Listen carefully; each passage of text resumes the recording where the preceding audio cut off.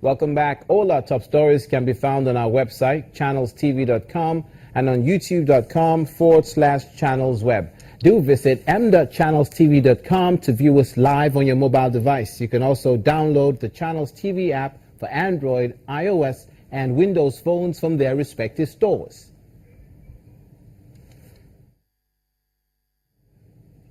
We'd also like to have you interact with the Eyewitness Feature in the Channels TV app. If you have pictures or videos you'd like to share with us, tap the application on your device, swipe to reveal the Eyewitness menu, and follow the instructions.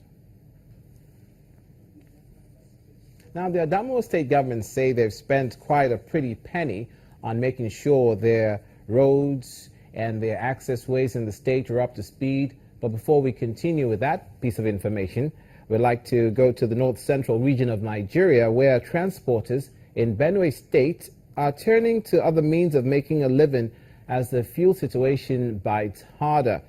One of the drivers of vehicles who spoke to Channels Television says he'll return to farming if the situation continues this way. Others lament the untold hardship of the fuel situation it's had on their business, with premium motor spirit now selling for as high as 180 naira per litre. At the Makurdi-Boko Federal Highway, motorists are stranded.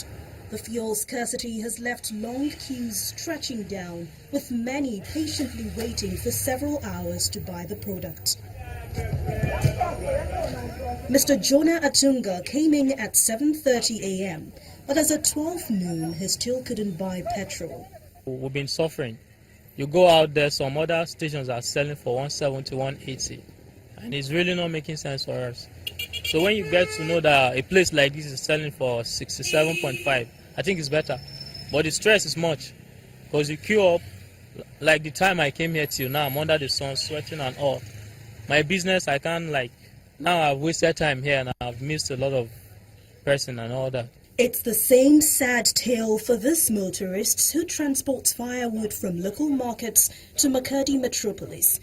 He has decided to abandon the transport business and return to the farm. It's better to go back to farm, as they are saying. This time, the time never reach. The time where the hot, it never come. So if that time come, money, we know we get money. How we get food? How we do business? So it's better for everybody to go and participate for farming. But an official at the fuel station insists the product is available for sale to these motorists. We'll be able to cope because we are selling almost about 3 ponds. The other one got down, knocked down now, you understand, but we'll call our technicians to come and fix it up. Then we'll start. The pressure is okay. We are managing it, and I think before the day and everybody will get fuel here because we have enough quantity and we're selling. While major oil marketers sell at 86 naira 50 kobo per litre, many independent marketers sell for as high as 180 naira per litre. But the Minister of State for Petroleum, Dr. Ibe Kachiku, has promised that the fuel scarcity will end on the 7th of April, and Nigerians will definitely holding to that promise, as all they want is for the product to be made available at a reasonable price to end the hardship. And various groups across the country are reacting to the fuel scarcity situation and other sundry issues. Take, for instance, the Trade Union Congress, where the national president has commended the federal government for its planned town hall meeting, which he believes will give Nigerians the opportunity to air their views on policies and programs of the government. Some of the issues he hopes will come up for discussion is how the 2016 budget will be implemented and the possible solution to the constant fuel crisis. He also believes the position of the Group Managing Director of the NNPC and the Minister of State for Petroleum should be separated. The Minister of State for Petroleum, that is one of two things. When you come and promise that you are going to fix, and it takes you too long to fix, more so that the Minister of State for Petroleum is occupying two positions: the Group Managing Director of NNPC and the Minister of State Petroleum. To some of us, probably the position is overwhelmingly telling on him. So we would love Mr. President to appoint a GMD, somebody with impeccable character, somebody that really understands the oil industry, so that collectively they will be able to address the fuel scarcity problem and bring back our dead refineries to life to ensure that we have a seamless flow of petrol in all nooks and crannies of this country. Elsewhere in the country, a non-governmental organization has organized a two-day advocacy program on conflict resolution and non-violence amongst youth in 3 senatorial zones in Yobe State. The executive director, Aid Foundation, Mr. Emmanuel Bennett, explains that the initiative is aimed at teaching the importance of tolerance and communal peace. The aim of this program is ultimately to ensure that conflict is resolved non-violently. And as we know, conflict is part of every human person and every society. But when it reaches conflict, when it's being resolved through violence, that is not in the kind of intention that we want to have. So we want to ensure that conflict is resolved non-violently, and then we want to show them how they can do that. Our target is to ensure that to make young people understand that they have these skills and they can contribute, they can participate in governance, they can also help government to improve their own well-being. From Yobe, news across Nigeria brings you word of Nasarawa State now, where Governor Tanko Almakura has met senior public officials at the Government House in Lafia to look into challenges affecting the state's growth and development. The meeting, according to the governor, is to have everyone on the same page to deliver the dividends of democracy to the people.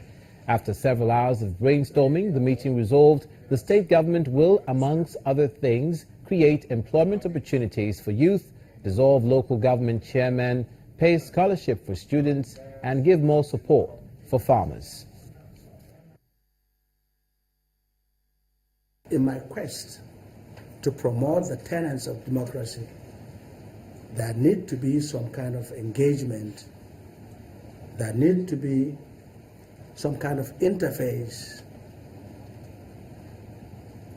with the constituents, particularly decision makers. Some may want to call it town hall meeting, but as far as I'm concerned, this is more important than a town hall meeting. This is a meeting that I'm calling to fraternize with people that are in position to take decisions. One-stop solution to youth restiveness is to find ways and means of getting our youth engaged. This we are doing in two folds. One, we will today release the appointment and engagement of 1,500 youth across the state who will start benefiting from this month's salary throughout the state. Secondly, we have already taken delivery of skill acquisition equipment to train the number of our youths for vocations that would add value to the quality of life they have. Mr. Tanko Almakura, Governor, Nasarawa State. Crossing over to Adamawa State now, where the government says it spent half of the 12 billion naira budgeted for the construction and rehabilitation of roads. The Commissioner of Works, Lillian Nabe, says gave this update to journalists during a media parley in Yola, the state capital. She said most of the projects located in Mubi and Yola are at different stages of completion. Under the construction of additional 2 roads, the total kilometer is 3.8 kilometers. The construction of some selected township roads in Yola and Meta is 18.99 kilometers. 14 number roads in Mobi is 19.72 kilometers. Rehabilitation of Yola bypass is 5.5 kilometers. Rehabilitation of Galadima Aminu Way, Joseph Buba Agro Road and dual carriageway linking Pizze Roundabout and Jamutu bypass is 5.75 kilometers, totaling 53.76 kilometers. Total package of roads under construction is 53.76 kilometers.